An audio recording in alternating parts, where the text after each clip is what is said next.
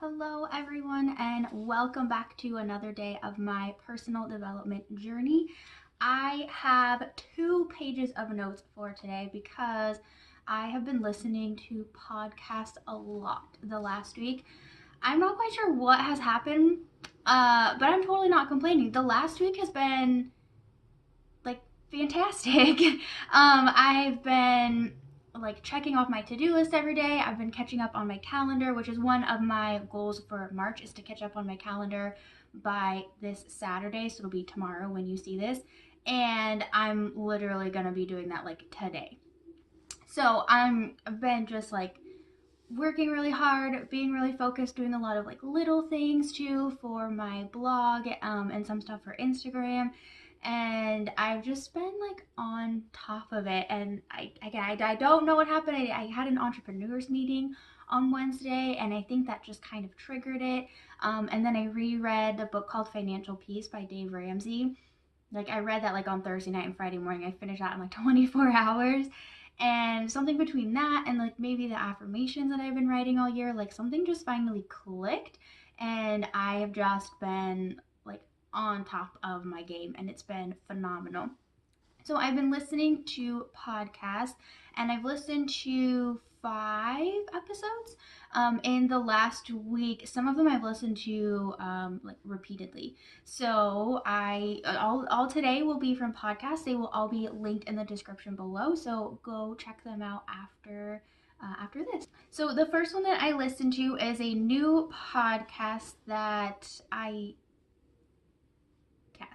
that I found. I think I saw somebody on Instagram like share this podcast, and so that's how I found it. And it's called the Mind Your Business podcast. And I've only listened to one episode, but I'm actually really excited to listen to more episodes as well. So the one episode that I've listened to is episode 238. It's called The Real Secret to Manifesting. And I've actually listened to this episode 3 times. There's kind of like a hesitation in me to listen to anything else because this one like is so good and resonates with me so much, and like I hope the rest do. And I'm sure not all of them will, and so I'll come across that like I do with any podcast, but like I don't want to move on from it yet. So some of the things that they were talking about and that I took away is around feelings. And like when you have a feeling like you have fear, or even you have sadness, or you have guilt or whatever, what's the feeling behind the feeling? So what are you feeling about that feeling? So like if you're feeling afraid of something, like is the feeling behind that, like are you disappointed or embarrassed, or are you like excited behind that fear? You're like, yes, that means like I'm doing something new, and I'm doing something that pushes me out of my comfort zone, and I'm really excited for that. And I guess I had kind of thought about it before, like what do I think about this feeling, or like where does the feeling come from, but I never thought about like what's the feeling, what do I feel about the feeling. And I really loved that. And one of the things that he said too is the feeling behind your feeling, like that's where your manifesting comes from, because that's really like the energy that is going out into the universe for manifesting. Another thing too had to do, so there's really like 2 big things that they talk about, and the other one was about limiting beliefs. So like when you experience emotional pain or emotional conflict, that comes from a limiting belief. So the example or like analogy that he made is like if you put your hand over a burner on a stove, like it hurts and it's painful, and you're going to pull your hand away from it. So when you have like emotional pain or emotional conflict, that essentially, that's a limiting belief. That's something that you need to kind of like first of all notice and observe, and then work towards like the opposite of that belief. So the true belief is your soul or your higher self, and the reason that you have conflict is because your soul or your higher self does not fall to that limiting belief. It won't go down there. It won't believe this thing that you're trying to tell yourself, and that's why there's that emotional conflict. And so kind of the series of events, I guess, that you would want to take is like, what's the situation that is triggering this feeling? What is the feeling that you are having? What are you telling yourself? So the example that they had was the other person on the show that he was talking to. It was about when she has to repeat herself, she gets frustrated and annoyed. And because she's telling herself that like she's not doing a good enough job, or she's not explaining herself, and then it kind of goes into a shame cycle of like you're not organized and all of these other negative thoughts that she has. And then the last thing you do is what is the truth? So like what does your soul, I call it the soul, or what is like your higher self or your consciousness, like what does that actually believe and what is that telling you? And so then you want to move more in that direction, and you can't just like change instantly. And that I understand is you really have to start with just observing and accepting what you're feeling, and then from there you can move into believing the belief that your soul, that comes from your soul or your higher self. So that's what I took away from that episode. The next podcast that I listened to is called Manifestation Babe, and that's from Katelyn Zenkina. I don't remember her last name. But I actually did so she has a website too called Manifestation Babe, and I took like a quiz on what kind of manifestor I was, I think. I don't quite remember that. But then I bought access into a video of like all the different laws, because the laws of manifesting. Oh, maybe I shouldn't even just be talking about this because I don't remember what I'm talking about. But there's, aside from the law of attraction, there are like 11 other laws, I guess, of like the universe and manifesting. And so I've done a little bit more from her than just the podcast, but I've listened to 2 of them. And the first one I have listened to twice. So it's episode 81. It's called 5 Unconventional Wealth Tips That Will Bring You More Money in 2019. And so these are like, she calls them her woo-woo tips. Like they're not, save money and invest and like live below your means. Like they're kind of out there tips. And so I won't go over all of them. But the one that I am going to be focusing on is her second one, which is when you spend money for anything, right? Like go buy groceries or gas or whatever. Say to yourself, there is plenty more where that came from, or there's always more where that came from. This is kind of weird, but like I've been doing this when I like my hair falls out too, because I feel like the last couple of years like my hair's been getting thinner, and so now like when I like pull hair out or like I comb my hair and hair comes out, I'm like, oh, there's always more where that came from. So trying to manifest more hair growth. But that's just something that I liked all of her tips actually, but that one like really resonated with me, and that's something that I think I can actually like, remember to do. And so that's what I will be doing. And this kind of ties back to like rereading Financial Peace, and it really, I guess, inspired or motivated me or whatever to actually focus on financial peace and like having financial security. I don't really want to say independence, but more like financial stability in a sense. I call it like a yo-yo diet on my finances. I go through like saving quite a bit, and then I usually go through a period of like using all of my savings, and I don't want to keep doing that anymore, and I don't want to have debt anymore. I don't have like a crazy amount of debt, but I do have a credit card and some student loans, and I don't want to do that anymore. And so it just really ties back to what that I'm focusing on, like getting out of debt and having a nice emergency fund cushion, and saving for retirement again, saving for, older days when I don't want to work as much. So that's why that podcast really resonated with me. The other one that she did that I listened to was number 85, and it was called Wealthy Now or Wealthy Later. And so it was about like spending now and investing in yourself now, and not even just investing in yourself, but just like spending things now, whether they're, like courses or retreats or whatever, or saving that money, saving that and like investing it and having that money grow. So spending it now or saving it for, a later date, or to grow and to be wealthier later. And so what I really took away from that, flip to the next page, was really soul versus ego. So is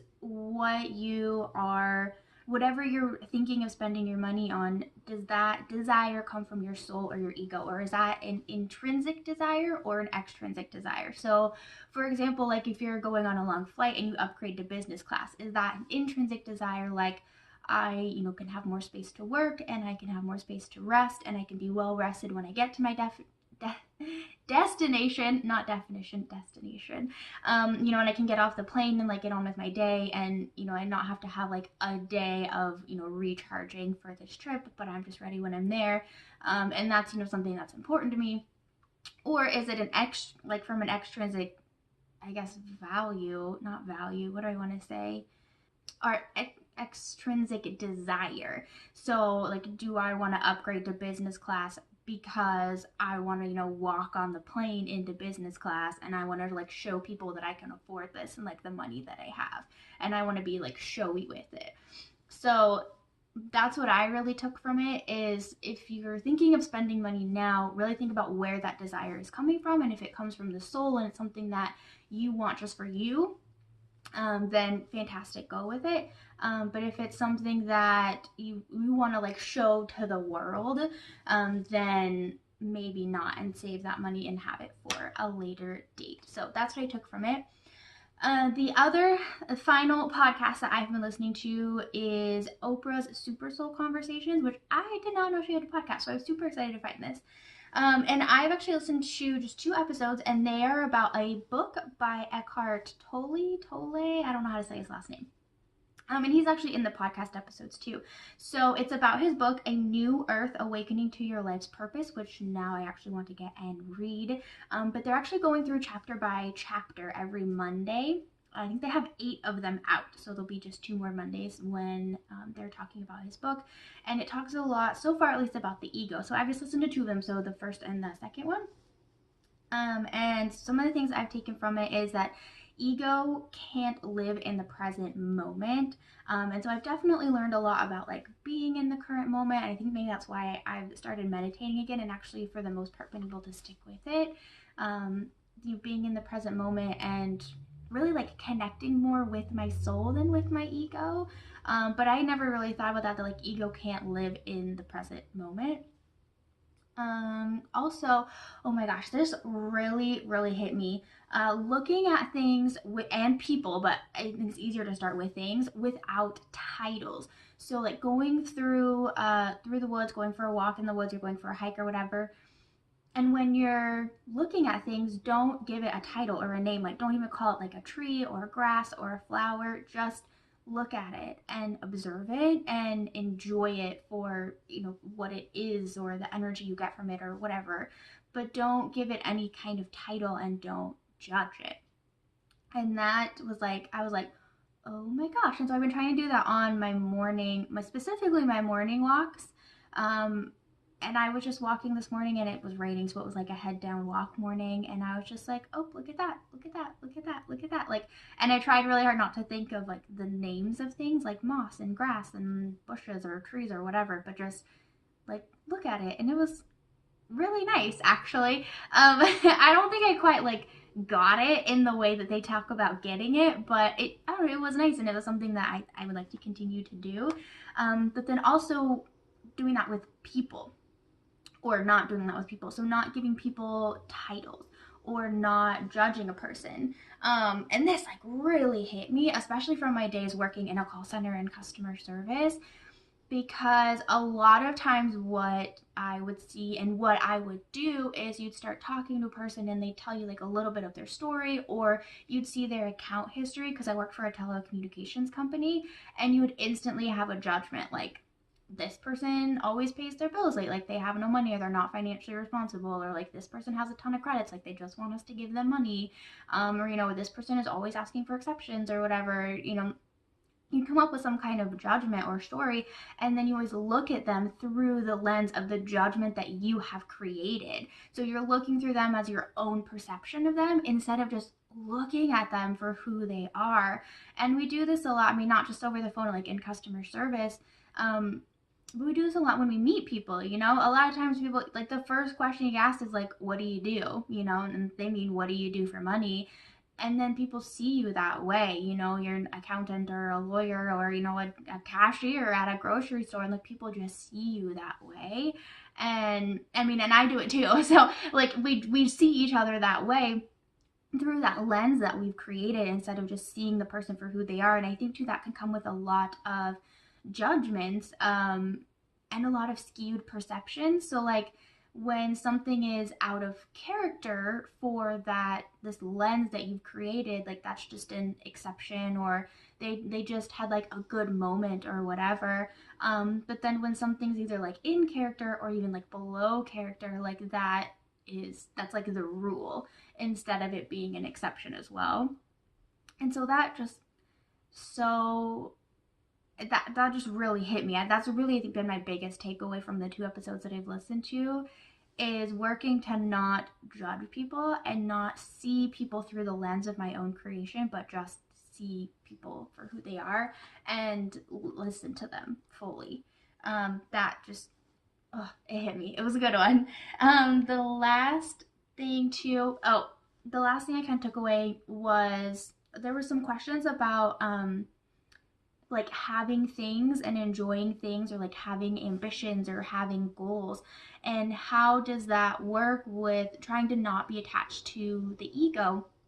And a lot of things what he said is, first of all, like recognizing and observing like what you think and what you feel, and just noticing that is really the first step.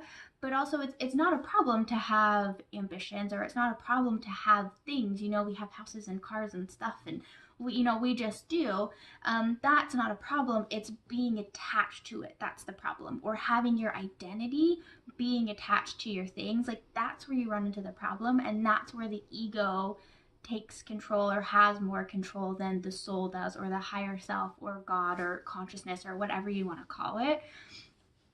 That's when it starts to lose control. So having things but not being attached to them. So, if somebody steals your car, you're just like, well, they stole my car, I could just get another car. Instead of throwing like a big fit about it and like having a pity party, and you're just like, oh, well, there goes my car.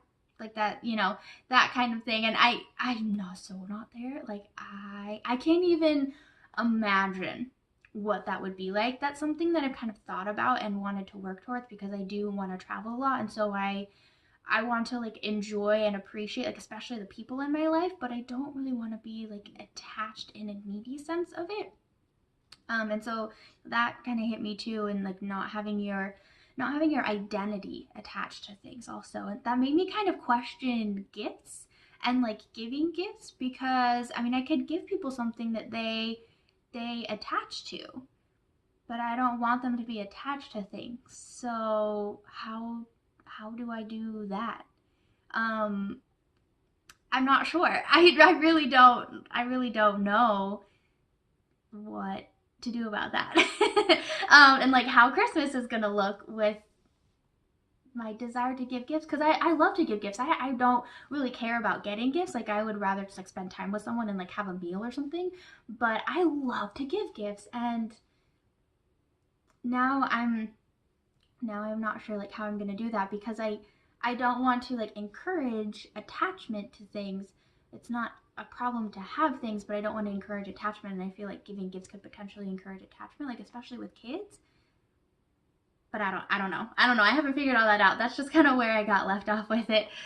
I think that's everything that I have for this week. This was definitely a week. The last week really has just been a week where I feel like everything has kind of come together. A couple of weeks ago I was just like going in circles, and I'm sure I'll go in circles again. Like I really don't doubt that I won't ever again. But I just feel like everything just really culminated and like came together, and it was a fantastic week. It's been a fantastic week, and I look forward to continuing to work to make more fantastic weeks. And I'm really excited. Like I said, I did get a lot of stuff done. I've been like checking off to-do lists every day, and pushing myself to like get things done. And was it yesterday? No, it was 2 days ago, when I was gonna sit down and start to get through my list, and I had a lot of resistance. Like I had watched a couple of YouTube videos just to like distract myself, and I've been like slow to get out of bed, and I had a lot of resistance to the to-do list, and especially like one of the things on my to-do list. And so my cousin had told me about kind of reminded me again of doing a brain dump, and just literally just like writing everything I think, everything that comes to mind. And so I did that, And even if like I would think of something and then like have a response to it, like I would still write down what I thought of and then the response to it. And I filled like a whole page with stuff. And then I was like, I got to work. I was like, yeah, like I got out all of my concerns, I got out all of my fears, like I got out all of my resistance, and I was like, okay, well, we got through that, so now it's I'm gonna go to work. And I was like, oh my gosh, it was incredible. So oh gosh, this is over 20 minutes. Okay.